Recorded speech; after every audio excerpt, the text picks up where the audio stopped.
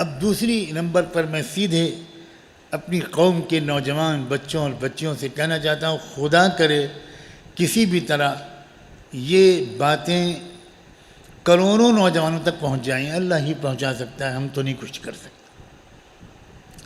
بچوں، تم ذرا سا جانو کہ تم کون ہو، کیا ہو تم. کتنے خوبصورت ایک رہنمائی زندگی گزارنے کا طریقہ اسلام کے نام کا تمہارے پاس موجود ہے.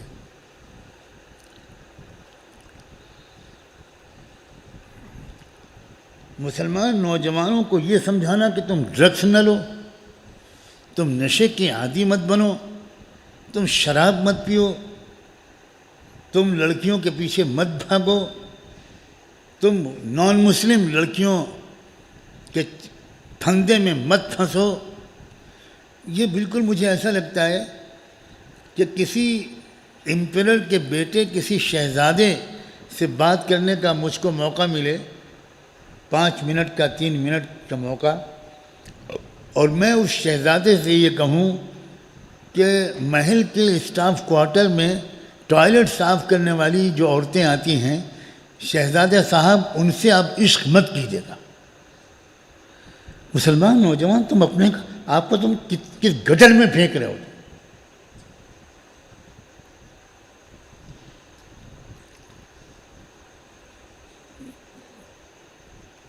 قومی تعصب کا مسئلہ نہیں ہے. میں 40 سال تک اگر زندہ رہوں تو میں ڈیبیٹ کرنے کو تیار ہوں. آئے دنیا کا کوئی شخص مجھ سے آ کر بحث کرے کہ اسلام سے بہتر کوئی تہذیب ہے، اسلام سے بہتر کوئی کلچر ہے، تقوی اور پاکدامنی سے بہتر کوئی کیریکٹر ہو سکتا ہے جو نیشن کو ری بلڈ کرے، قوم کو ازسرین و تعمیر کرے. تمہاری جوانی خرچ ہونی چاہیے تھی کمزوروں کی خدمت میں، اور تمہاری جوانی خرچ ہو رہی ہے لڑکیوں کے پیچھے گانا گانے میں. تمہاری جوانی خرچ ہونی چاہیے تھی بزرگوں، معذوروں، بوڑھوں، ضعیفوں، ان کی خدمت میں. تمہیں ذرا موقع ملے اور تم 1 گھنٹے کے لیے کسی ہاسپٹل میں چلے جاؤ، 2 مریضوں کی خدمت کر لو، بجائے اس کے کہ تم 1 گھنٹہ کچھ ٹی وی کو دیکھو، موبائل کو دیکھو، ننگی لڑکیوں کو دیکھو. یہ تمہارا جوانی کا استعمال ہے.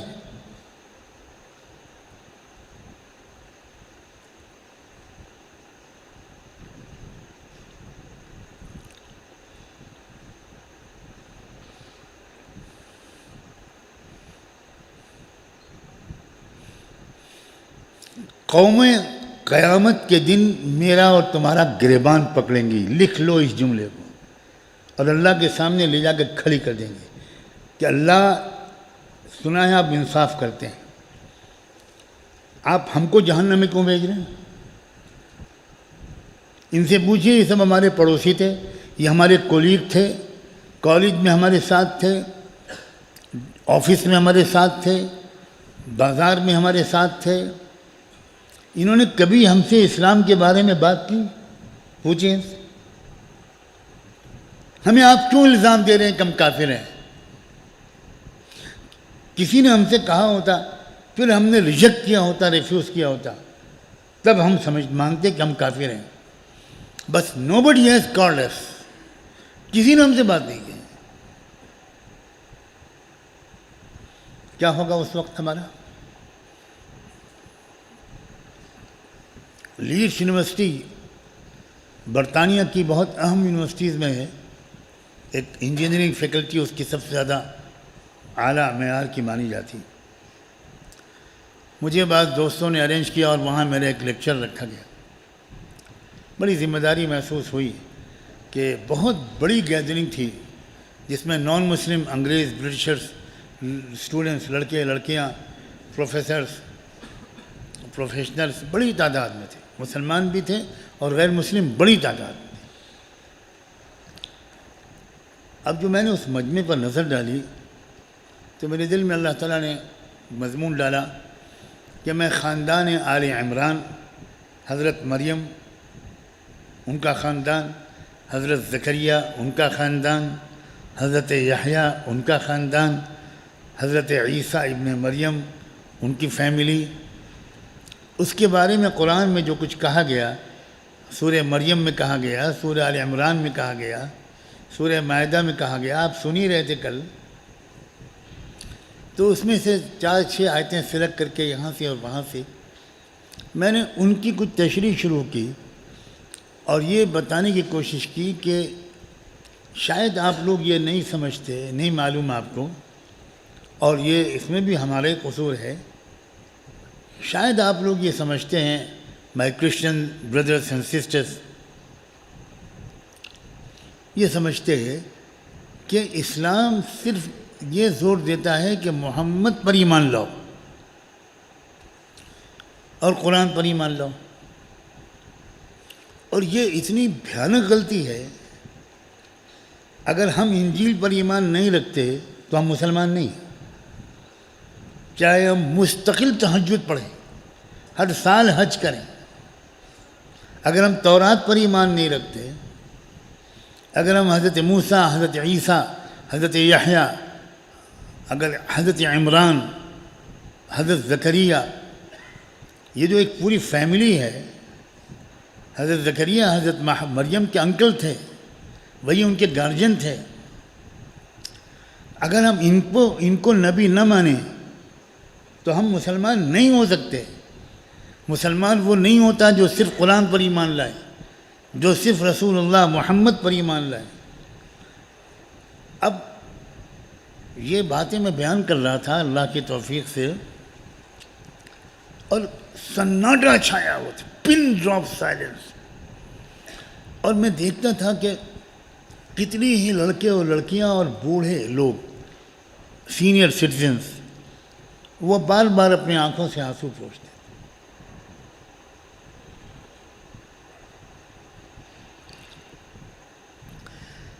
جب وہاں کا ایک طریقہ ہے کہ جب بیان ختم ہو گیا، لیکچر پورا ہو گیا، تو کویشچن آنسر کا سیشن شروع ہوا. اجازت دی جاتی ہے کہ کچھ لوگ اگر کچھ سوال کرنا چاہیں تو کریں. سب سے پہلے ایک بوڑھی عورت کھڑی ہو گئی،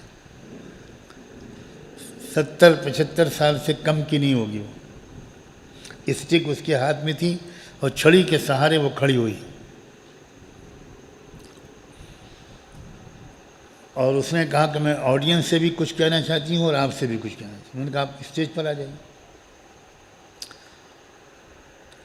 تو اس نے مجھے مخاطب کر کے اور میرے ساتھیوں کو یہ کہا کہ I make you all witness, میں آپ سب کو گواہ بناتی ہوں کہ جو کچھ اس وقت آپ نے کہا ہے، اس پورے لیکچر میں جتنی باتیں آپ نے کہیں، میں ان سب کو آج میں سب کے سامنے قبول کرتی ہوں. میں بالکل قبول کرتی ہوں کہ قرآن خدا کی کتاب ہے، محمد اللہ کے رسول ہے، اور ایک خدا ہے اللہ، اس کے سوا کوئی اور خدا نہیں ہے. ایون عیسیٰ بھی خدا نہیں ہے، مریم بھی خدا نہیں. مجھ میں عجیب کیفیت. بٹ اس کے بعد اس نے کہا کہ میں اب آپ کے سامنے ایک شکایت رکھتی ہوں. I am old 75 years old lady, 75 سال کے قریب میری عمر ہو چکی، اور میرے سینکڑوں مسلم دوست ہیں، پڑوسی ہیں، سینکڑوں میری فرینڈ سرکل میں ہیں، 50 خاندان ہیں مسلمانوں کے جن سے میرا پرانا تعلق ہے. لیکن میں یہ پوچھنا چاہتی ہوں کہ آج تک کسی ایک مسلمان نے ہم کو وہ باتیں کیوں نہیں بتائیں جو آج آپ نے بتائیں؟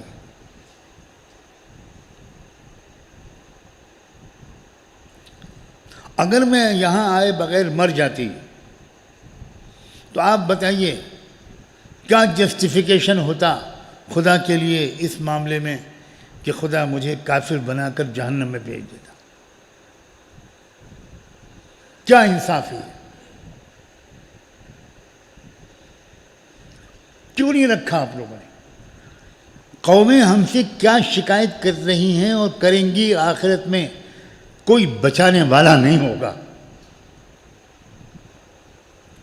ہم ایک پیغمبر امت ہیں، ہم ایک خود ایک میسنجر امت ہیں، ہم ایک رسول کے امتی نہیں ہیں، ہم خود ایک پیغمبر امت ہیں۔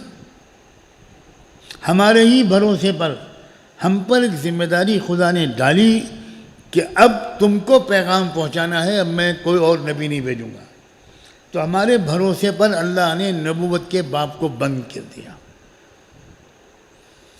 کہ اب نبی نہیں آئے گا، اب نبی کی امت یہ میں نے بھیج رہا ہوں، یہ جہاں رہیں، جس ملک میں رہیں، جس شہر میں رہیں، جس محلے میں رہیں، جہاں تک بات پہنچا سکیں پہنچائیں۔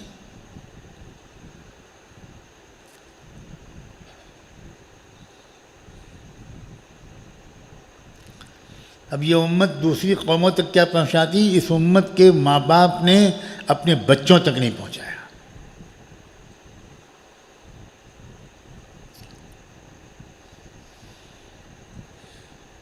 نوجوانوں کے کرنے کے یہ کام ہے۔ کیا روحانی سکون کسی کو ملتا ہے جب وہ اپنی یوتھ انرجی کو، اپنی جوان عمری کی طاقت اور توانائی کو وہ کنسٹرکٹیو کاموں میں استعمال کرتا ہے، تعمیری کاموں میں استعمال کرتا ہے، اس کو ایک زبردست روحانی اطمینان حاصل ہوتا ہے۔ ہمارے نوجوان بیچارے، ان کے سامنے یہ سب باتیں آ ہی نہیں پا رہی۔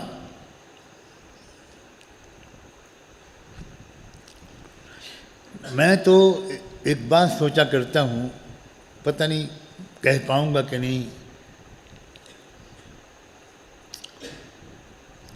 انسان گناہ کیوں کرتا ہے؟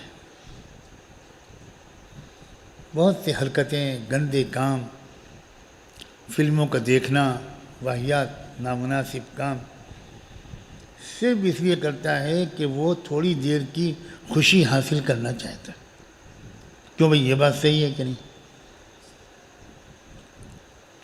لیکن ہم سب گناہوں کا تجربہ کر چکے، کوئی یہاں جبریل کی اولاد نہیں بیٹھا ہے۔ گناہ کرنے سے سکون ملتا ہے یا اور الجھن بڑھتی؟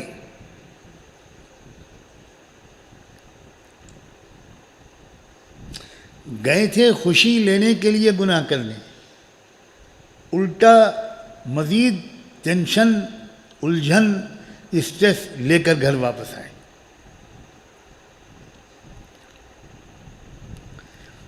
دوسری بات، کسی کو کسی وقت کسی گناہ کا موقع ملے، اس کے دل میں خیال آئے اور اس کو موقع بھی ملنے لگے، مگر وہ اپنے کو عین وقت پر روک لے، اس روکنے سے زیادہ خوشی ہوتی ہے یا گناہ کر ڈالنے سے زیادہ خوشی ہوتی ہے؟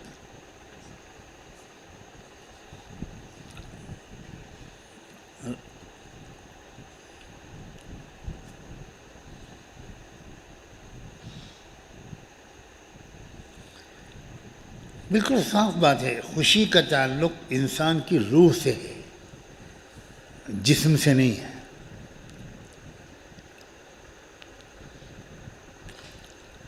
آپ کبھی یہ نہیں کہتے کہ آج میرا گھٹنا بہت خوش ہے،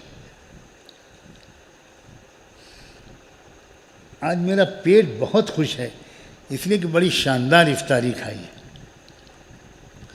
اگر آپ یہ کہیں گے کہ میرا پیٹ بہت خوش ہے تو 2-5 لوگ جو آپ کے پاس قریب بیٹھے ہوں گے وہ چپکے سے اٹھ کے بھاگ جائیں گے۔ ابھی تو اتنے ہی بکواس کی ہے، اگر یہ اور گرمی چڑھ گئی تو یہ شاید چانٹا ہی مار دے گا مجھ کو۔ اس لیے کہ جو پاگل ہو جاتا ہے اس کو آپ سلام کر کے دیکھیے، تجربہ نہ کیا ہو تو اللہ آپ کو کسی ایسے پاگل سے جلد ہی ملوائے، کم سے کم عید سے پہلے ایک آدھ سے ملاقات ہو جائے، اس کو آپ سلام کیجئے، وہ ماں بہن کے گالیاں بکے گا۔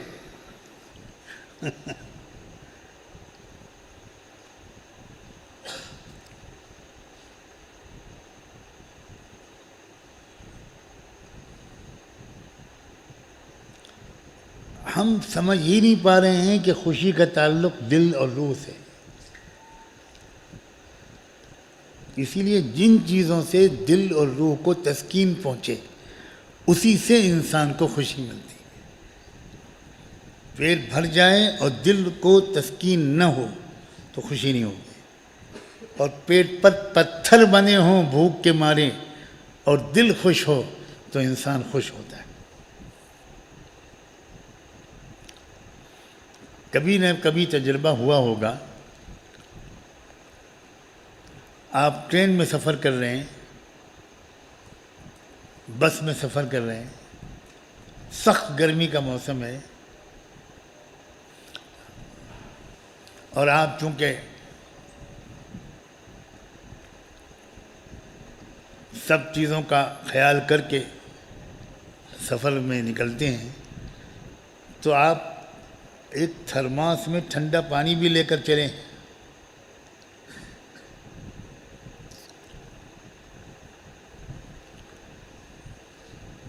اب راستے میں کہیں پر آپ کی ٹرین یا بس رکتی ہے اور اس میں ایک بوڑھا مسافر بوجھ لیے ہوئے، لاٹھی لیے ہوئے بس میں ٹرین میں سوار ہوتا ہے، پسینہ بہہ رہا ہے اس کے بدن سے، اور صاف محسوس ہو رہا ہے کہ یہ ریلوے اسٹیشن یا بس اسٹینڈ تک پیدل چل کے آیا ہے۔ یہ غریب بوڑھا اس کو رکشہ بھی نہیں کر سکتا تھا، اور آپ شریف آدمی ہیں تو آپ فوراً جگہ بنا دیتے ہیں اور کہتے ہیں بیٹھیے چچا، بیٹھیے بیٹھیے بیٹھیے۔ اس کے بعد آپ کے دل میں خیال آتا ہے کہ پیاس لگی ہے ان کو، میں اپنا وہ ٹھنڈا پانی پلا دوں۔ ساتھ ہی آپ کو خیال آتا ہے کہ ایک ہی گلاس بچا ہے اور ابھی میرا اسٹیشن 2-3 گھنٹے کے بعد آئے گا، تو اگر میں نے ان کو پلا دیا تو میرے پاس تو پانی رہے گا نہیں۔ پھر فوراً دوسرا خیال آتا ہے، ارے بھائی میں تو پی لوں گا، اتنی دیر سے بار بار پیا ہے، اس وقت تو مجھے ان کو پلا دینا چاہیے۔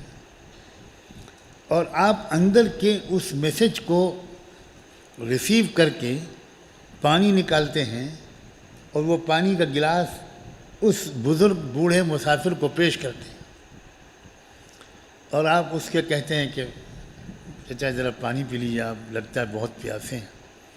وہ بوڑھا آدمی ہاتھ کپاتے ہوئے ہاتھ سے گلاس پکڑتا ہے اور آپ کو آنسوؤں میں ڈبڈبائی ہوئی آنکھوں سے دیکھتا ہے۔ وہ اس قدر حیرت زدہ رہ جاتا ہے کہ یہ کون ہے، تو بیچارہ کہتا ہے نہیں بابو آپ پیجیے، ہم لوگ تو دیہاتی غریب لوگ ہیں، آپ رکھیے پانی۔ تو آپ اصرار کرتے ہیں کہ نہیں یہ پانی آپ پی لیجیے۔ اب پانی وہ پی رہا ہے، اس کے حلق سے گزرتے ہوئے پانی اس کے کلیجے کو تر کر رہا ہے، لیکن ٹھنڈک آپ اپنے اندر محسوس کرتے ہیں۔ یہ ٹھنڈک جو آپ نے محسوس کی، یہ آپ کے جسم کے اندر پانی نہیں گیا، لیکن آپ کی روح کے اندر اس نیک کام کی وجہ سے ایک زبردست ٹھنڈک پہنچ گئی۔ یہ ہے وہ خوشی جس کو حاصل کرتے ہیں سمجھدار لوگ، اور یہ خوشی گناہ کرنے سے نہیں ملتی، یہ خوشی گناہ سے رکنے سے ملتی ہے،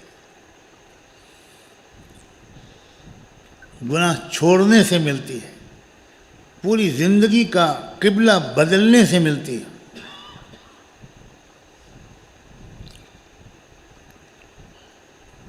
اور رمضان ہر سال اللہ بھیجتے اس لیے ہے کہ اپنے کو روک لینے کی تم کو مشق ہو جائے، یہی رمضان کا اصل مقصد ہے۔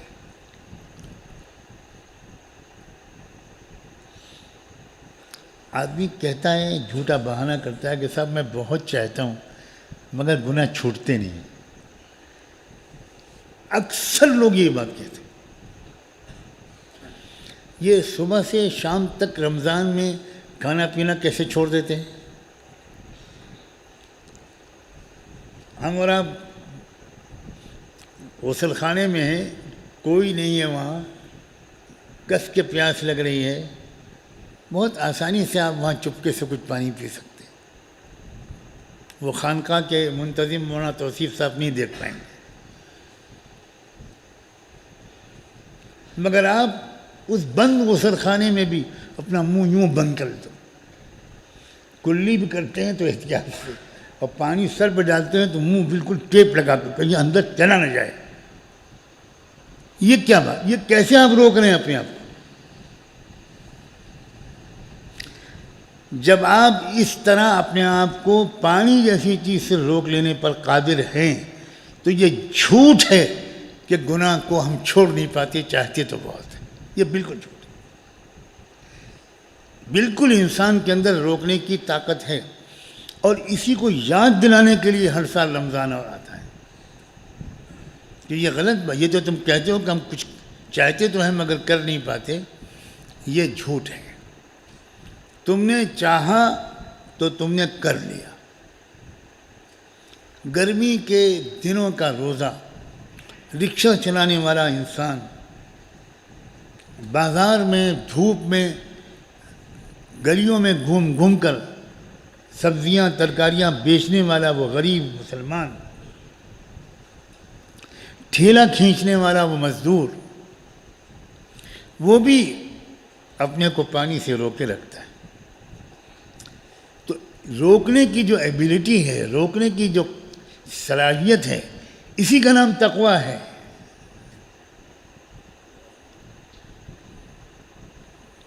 بس صرف اسی کا نام تقویٰ ہے، اور اسی لیے اللہ تعالیٰ نے کہا کتب علیکم الصیام کما کتب علی الذین من قبلکم لعلکم تتقون۔ روزے کا مقصد تمہارے اندر اپنے کو روک لینے کی عادت پیدا کرنا، اس کو ریفریش کرنا، اس کو مضبوط کرنا، تاکہ یہ بہانے بازی نہ کریں کہ روکنا چاہتا ہوں اپنے کو مگر روک نہیں پا رہا۔ اللہ تعالیٰ دکھا دیتا ہے کہ نہیں۔ اور عجیب بات ہے، جتنے وقت کے لیے روکنے کا ارادہ کیا اس وقت کے آگے کوئی رک کے دکھا دے۔ اعلان ہوا کہ روزہ افطار کیجئے، میں بیٹھا ہوں نہیں کھاؤں گا، اس لیے کہ میں نے روکنے کا ارادہ اپنے کو کیا ہے۔ تو اعلان کرتے نہیں میں تو نہیں کھاؤں گا، مار مار کے کھلایا جائے گا۔ اس کے بعد واقعی رکنا مشکل ہے، کوئی کر کے دیکھے۔ عجیب بات ہے، جتنے وقت کے لیے آپ نے نیت کی اور ارادہ کیا اس وقت تک کے لیے روکے رکھنا بہت آسان، غسل خانے کے اندر چھپ کر بھی آسان، اور اس کے بعد وہ دن بھر پیاس کیوں نہیں لگتی جو پنکھے کے نیچے تراویح پڑھتے ہوئے لگتی؟ کیوں؟ اس لیے کہ اس وقت تک ارادہ تھا، آسان کر دیا اللہ نے۔ اس کے بعد کا ارادہ ہی نہیں تھا، تو کوئی ہزار فضائل بیان کرے، ہم ارادہ نہیں کریں گے اس کے بعد کا۔ کیا عجیب حکمت ہے، یہ انسان کے ارادے کی جو تاثیر ہے۔ تمہارے پاس اللہ کہتا ہے تمہارے پاس ایک زبردست ویپن ہے، ایک ہتھیار ہے، ایک طاقت ہے، اور وہ طاقت ہے تمہارے ارادے کی۔ ہم لوگ کیا ہوشیاری کرتے ہیں، جب کوئی شخص ہمیں یاد دلاتا ہے تقوی کی، یعنی اپنے کو روک لینے کی، تو جواب میں ہم کہتے ہیں حضرت دعا فرمائی۔ میں نے اپنی 68 سالہ زندگی، آپ اس میں سے شروع کے 10 سال نکال دو، 58 سالہ زندگی میں ایک حدیث نہیں پڑھی کہ قرآن یا اللہ کے رسول کی کسی بات کے جواب میں صحابہ نے رسول اللہ سے کہا ہو حضور دعا فرما دی۔ ایک دفعہ نہیں کوئی صحابی کہتا تھا۔ یہ ہمارے درمیان ایک مکاری کی رسم رائج۔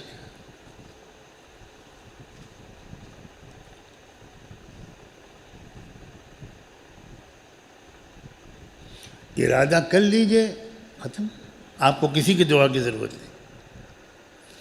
توبہ ارادے ہی کو کہتے ہیں، 2 تھپڑ گال پر مارنے کو توبہ نہیں کہتے۔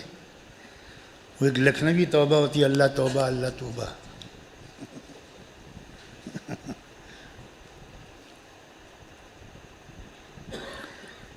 مضبوط ارادہ. اور یہ انسان کو اللہ نے زبردست طاقت دی. ہزار غلطیاں ہو جائیں، کیا خوبصورت بات اللہ نے کہی ہے، پچھلی غلطیوں پر سچے دل سے معافی مانگ لو، آئندہ کے لیے ارادہ کر لو، اس کے بعد پچھلی گناہوں کو یاد مت کرنا. اللہ اکبر. کیونکہ شیطان بہت خطرناک چیز ہے. جس دن شیطان الیکشن میں اتر آئے گا، ابھی تو اپنے چیلوں چباٹوں کو بھیج دیتا ہے کہ بھئی ابھی ہماری ضرورت نہیں ہے، لیکن جس دن وہ آ جائے گا پھر کوئی جیت نہیں پائے گا. اللہ اکبر. شیطان جب انسان تھوڑا شرمندہ ہوتا ہے، زندگی کو بدلنا چاہتا ہے، کسی اچھی جگہ جاتا ہے، جماعت میں نکلتا ہے، کچھ کرتا ہے اور توبہ کرتا ہے، تو اب شیطان بار بار اس کو پچھلے گناہ یاد دلاتا ہے. یہ پچھلے گناہ شیطان اس لیے یاد نہیں دلاتا کہ ہم اور گڑ گڑا کر اللہ سے معافی مانگیں، بلکہ وہ کمبخت اس لیے یاد دلاتا ہے کہ بار بار اپنی پچھلی حرکتوں کو یاد کر کے ہم نا امید ہو جائیں، ہم مایوس ہو جائیں کہ اتنے گنہگار ہو، کیا توبہ، کس منہ سے اللہ کے سامنے جائیں گے، میری قسمت تو پھوٹ گئی. حافظ ابن قیم رحمۃ اللہ علیہ نے لکھا ہے کہ ایک بار دو بار توبہ کر لینے کے بعد پچھلے گناہوں کو یاد کرتے رہنا اور ڈرتے رہنا کہ پتہ نہیں مجھے معاف کیا گیا ہوگا یا نہیں، اس پر اللہ کو بہت ناراضگی ہوتی. اللہ تعالیٰ کہتا ہے کہ میں تم کو یقین دلا رہا ہوں بار بار کہ میں بہت معاف کرنے والا ہوں. تمہاری آنکھوں سے آنسو کا قطرہ نکلے گا بعد میں، اور مغفرت کا فیصلہ اس سے پہلے میں کر چکوں گا. تم بار بار پچھلے گناہوں کو یاد کر کے مجھ سے بدگمان ہوتے، تو میری بات پر یقین نہیں کرتے.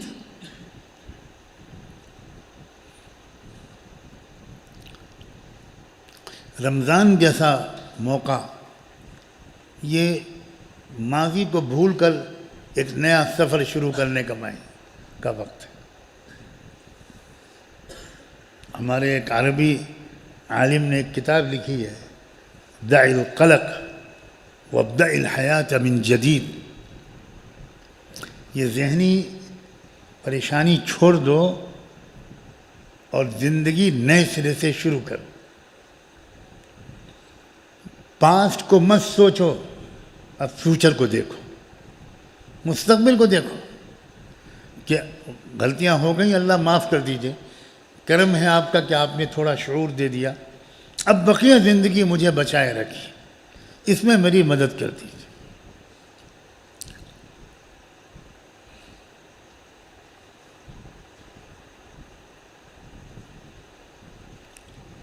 رحمت دو عالم صلی اللہ علیہ وآلہ وسلم نے آخری زمانے کی جو علامتیں بتائی ہیں بے شمار، بہت سی علامتیں بتائی. اس میں ایک ہے الحرج، یعنی قتل و غارت گری عام ہو جائے گی. ذرا سی بات پر، بہت معمولی سی بات پر کوئی کسی کی جان لے لے گا. ذرا سی بات پہ غصہ آیا اور گولی چلا دی، چاقو مار دیا، پتھر مار دیا، کلہاڑی چلا دی، اور کسی اور پہ کیا، اپنے ماں باپ کو ذبح کر دیا. برداشت ختم.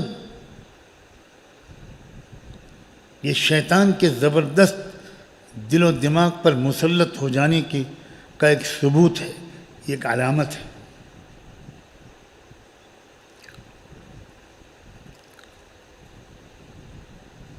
جو لوگ صاحب اولاد ہیں پوری دنیا میں کہیں پر بھی میرے ان سیدھی سادی باتوں کو کوئی سن رہے ہیں، ماں اور مائیں اور باپ آپ سے ہاتھ جوڑ کر گزارش ہے، اپنے بچوں کو پیار سے ان کی تربیت کیجیے، بہت محبت سے، نرمی سے ان کو اسلام سمجھائیے، اور اسلام سمجھنے کے لیے آپ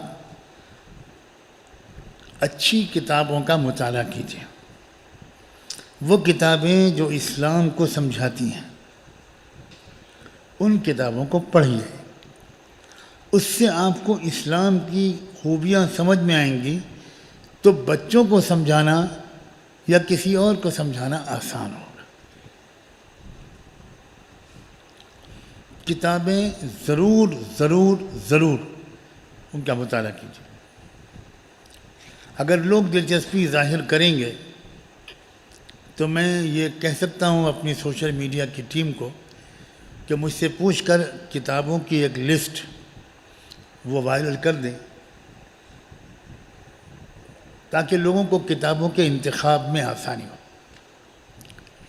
ورنہ ان کی سمجھ میں نہیں آتا کہ کتابیں تو مارکیٹ میں بہت ہیں، لیکن کون سی کتاب ہم لوگوں کو اپنے اس ابتدائی اسٹیج میں کون سی کتاب پڑھنی چاہیے۔ تو ایک کتابوں کی لسٹ میں چھوٹی سی لسٹ انشاءاللہ بھجوا سکتا ہوں، اردو میں بھی اور انگلش اور ہندی میں بھی، اور میں پیرنٹس سے، بڑوں سے، نوجوانوں سے بھی کہوں گا ان کتابوں کو پڑھو۔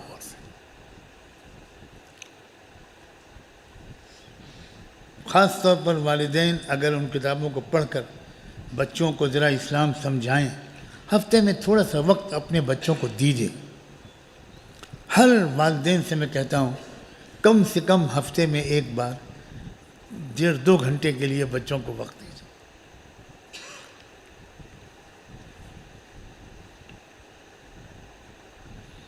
اور بچوں کو اچھی طرح توحید سمجھائیے ان کتابوں کی مدد سے۔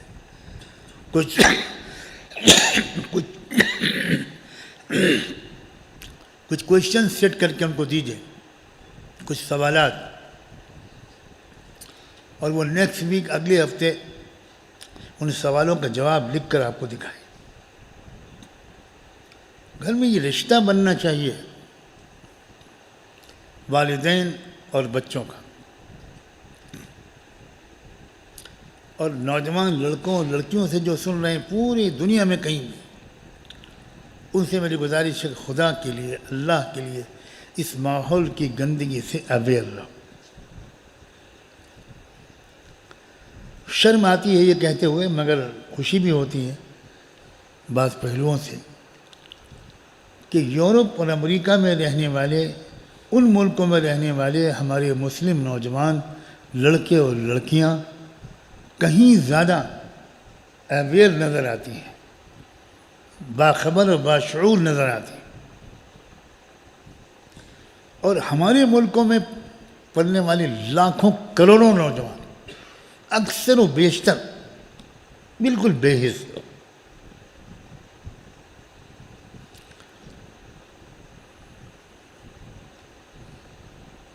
اسلام کا ایک داعی شکاگو میں، امریکہ کے مشہور شہر شکاگو میں اسلام پر ایک لیکچر دے رہا تھا، ہزاروں کی گیدرنگ تھی۔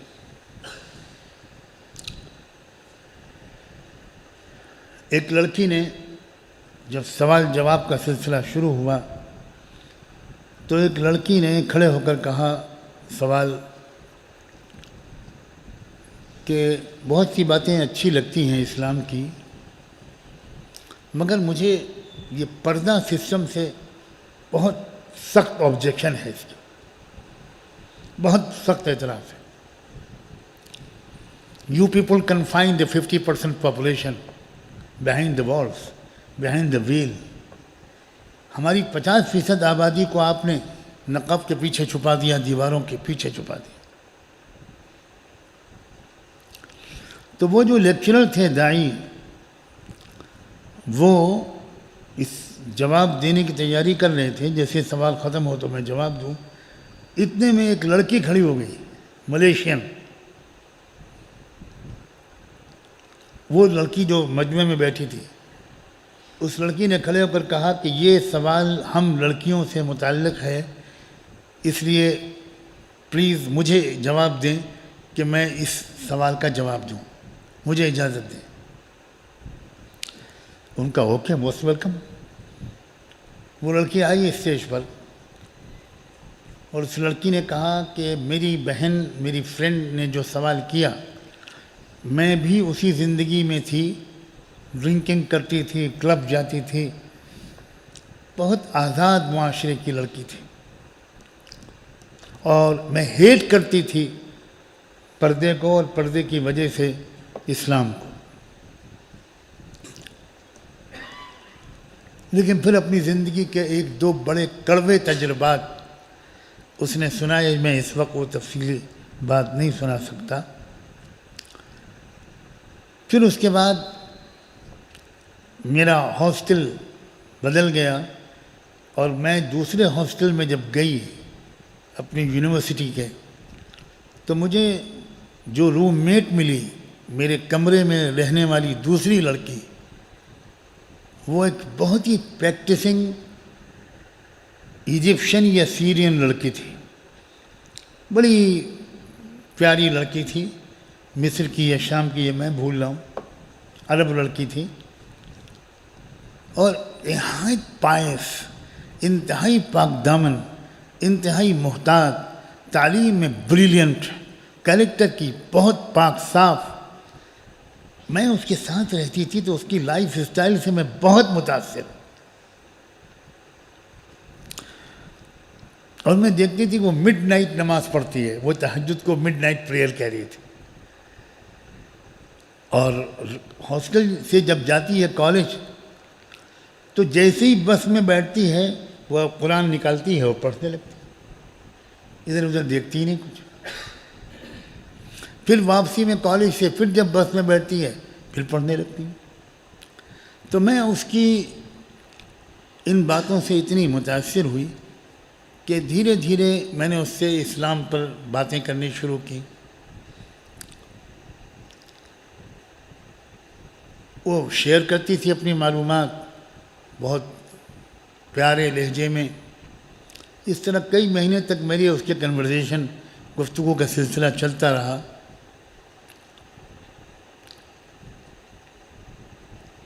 یہاں تک کہ میں نے اس سے کہا کہ دیکھو، میں ابھی باقاعدہ اسلام قبول تو نہیں کروں گی، لیکن جو کچھ تم کرتی ہو وہ میں کر سکتی ہوں بغیر اسلام قبول کیے۔ تم نماز پڑھتی ہو تو میں پڑھ سکتی ہوں، تم مجھے سکھا دو گی۔ تم قرآن پڑھتی ہو تو میں قرآن پڑھوں، تو تم اگر مجھے سکھاؤ تو میں قرآن پڑھوں، ابھی اسلام نہیں لاؤں گی۔ تم حجاب کرتی ہو تو میں حجاب بھی کروں گی، پردے کے ساتھ نکلوں گی۔ تو اس نے کہا دیکھو یہ بہت کالج میں شور مچ جائے گا، مجھے تو کوئی اعتراض نہیں۔ اس نے کہا آئی ڈونٹ کیئر، میں بالکل پرواہ نہیں کرتی کوئی کچھ کہتا رہے، میں تو ایک ایکسپیرینس کرنا چاہتی ہوں، دیکھنا چاہتی ہوں کہ تم کیسا فیل کرتی ہو، اس کو میں خود عملی طور پر کر کے دیکھنا چاہتی ہوں۔ اس ملیشین لڑکی نے شکاگو کے اس جلسے میں یہ کہا، اٹ ٹک اونلی 3 days، صرف 3 دن کے بعد وہ لڑکی جب میں تہجد کے لیے اٹھی تو وہ واش روم گئی، نہا کر کپڑے بدل کے آئی اور کہنے لگی مجھے کلمہ پڑھا دے۔ بس بغیر اسلام قبول کیے میں نے صرف یہ جو ایک تمہارا اٹائر ہے، لباس ہے، یہ میں نے ذرا سا کچھ اس کی نقل کی، تب میں ایسا فیل کر رہی ہوں جیسے میں جنت میں ہوں، عجیب اسپریچول سکون ہے مجھے۔ تو جب یہ صرف ظاہری چیزوں کو اپنا لینے پر مجھے اتنا سکون مل رہا ہے، اب میں سمجھ سکتی ہوں کہ تمہارے چہرے پر یہ سکون کی بارش کیوں ہوتی رہتی ہے۔ ملیشین لڑکی نے کہا سب کے سامنے 7 مہینے ہوئے ہیں مجھے، اور 7 مہینے میں 11 بار میں محمد رسول اللہ کی زیارت کر چکی ہوں 11 بار، اور ایک بار میں جانتی بھی نہیں تھی، بی بی فاطمہ آئیں اور کہنے لگیں ہمارے ابا تم سے بہت خوش ہیں، چلو ابا کو سلام کر لو۔ میں گئی ہوں، پھٹا پرانا پردہ لٹکا تھا، اس کے اندر کوئی شخصیت تھی خاتون، انہوں نے مجھے اندر بلایا۔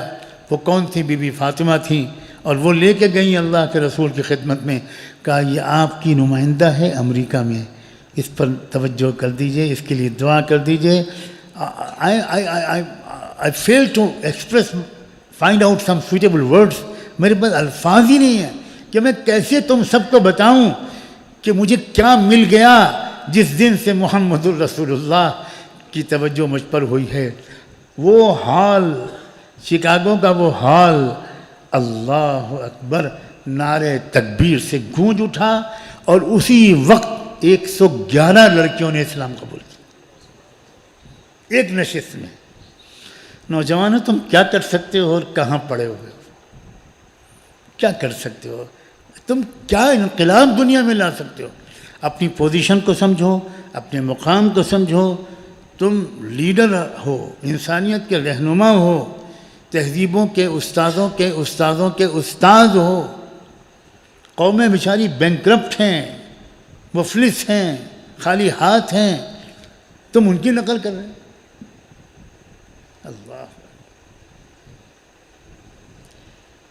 اللہ میری قوم کے تمام نوجوانوں کو ہدایت کی شمع بنا دے،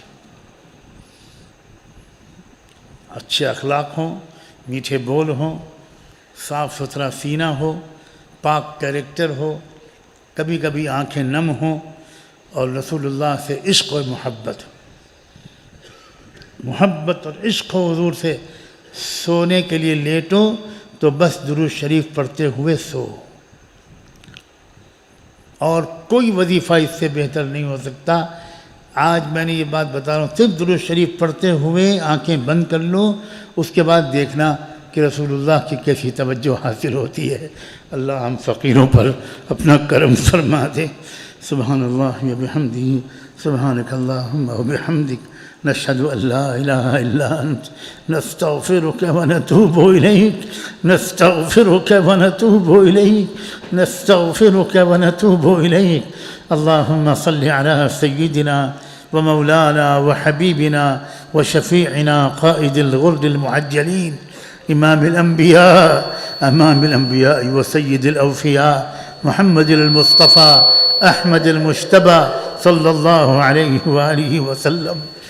یا رب صل وسلم دائما ابدا علی حبیبک خیر الخلق کلہم۔ اے رب کریم، ہم مجرموں کی طرف دیکھ لیجئے، خطا کار ہیں، گنہگار ہیں، آپ کو ڈھونڈنے آئے ہیں، مغفرت کی تلاش میں آئے ہیں۔ اللہ مغفرت کی تلاش میں آئے ہیں، خطا کار ہیں اللہ۔ اے اللہ، ہم بالکل دل سے اقرار کرتے ہیں، ہم نے وہ حرکتیں کی ہیں جو کسی مسلمان کو تو کیا، کسی شریف انسان کو بھی نہیں کرنی چاہیے تھی۔ شرمندہ ہیں، پچھتا رہے ہیں، معاف کر دیجئے، معاف کر دیجئے اللہ، معاف کر دیجئے اللہ۔ آپ کی شان رحیمی کا واسطہ، آپ کی شان کریمی کا واسطہ، آپ کے محبوب کی دعاؤں کا واسطہ، امت پر ان کی توجہ و شفقت کا واسطہ، ان کی قربانیوں کا واسطہ، ان کے پیٹ پر بنے ہوئے پتھروں کا واسطہ، ان کے گھر کے ٹھنڈے چولہے کا واسطہ، بھوکی بیٹیوں اور نواسوں کا واسطہ، بھوکے صحابہ اور اہل بیت کا واسطہ، اے اللہ میدان بدر کے شہداء کا واسطہ، اے اللہ احد کے میدان میں سیدنا حمزہ کی کٹی پٹی لاش کا واسطہ، اللہ جن کے پیٹ کو کاٹا گیا، اللہ جن کا کلیجی نکالی گئی، اللہ اس کا ہار بنایا گیا، اللہ ناک کان کاٹے گئے، اے اللہ اس کا واسطہ، حسن اور حسین کا واسطہ، اے رب کریم بی بی فاطمہ کا واسطہ، حضرت خدیجہ، عائشہ، زینب، رقیہ اور کلثوم کا واسطہ، اے اللہ، اے اللہ، اے اللہ ہمیں مایوسی سے بچا لیجئے، ہمیں گمراہی سے بچا لیجئے، ہمیں ہلاک ہونے سے بچا لیجئے، ہمیں غارت ہو جانے سے بچا لیجئے، ہمیں برباد ہونے سے بچا لیجئے، اے اللہ بدترین خاتمے سے بچا لیجئے، اچھا خاتمہ عطا فرما، زندگی ہے تو اچھی زندگی عطا فرما، موت آئے تو اچھی موت عطا فرما۔ اے اللہ پوری امت کے نوجوانوں میں ایک انقلاب برپا کر دیجئے اللہ۔ اے اللہ یہ نوجوان بڑے پیارے ہیں، اے اللہ بہت پیارے ہیں، اے اللہ اے اللہ اے اللہ یہ آپ کے محبوب کے عاشق بننا چاہتے ہیں، اللہ یہ آپ کے محبوب کی سنتوں پر جان و دل سے قربان ہونا چاہتے ہیں۔ اے اللہ یہ شمع ہدایت کو روشن کر کے دروازے دروازے ہدایت کی روشنی پھیلانے والے بننا چاہتے ہیں۔ اے اللہ نفس و شیطان رکاوٹ ڈالتا ہے، ماحول روکتا ہے، ہمیں غلبہ عطا فرما، عزت عطا فرما۔